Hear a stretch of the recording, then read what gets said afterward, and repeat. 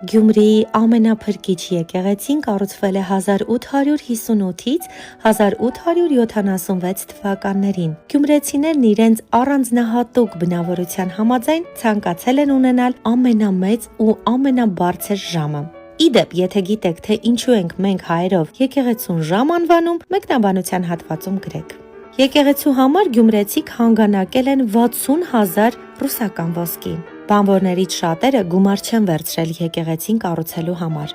Ամենափրկիչը 48 մետր բարձրություն ունի, որին գերազանցում է միայն Երևանի Գրիգոր Լուսավորիչ եկեղեցին։ Շինարարությունն իրականացնող Անտիկենս Թադեոսը ամեն մի քարը դնելիս ֆայտոնով գնացել է անի մայր տաճարի ինժեներական լուծումներին ծանոթանալու։ 88 թվականի ավերիչ երկրաշարժից հետո եկեղեցին վերականգնվել է և այսօր փայլում է իր շքեղությամբ։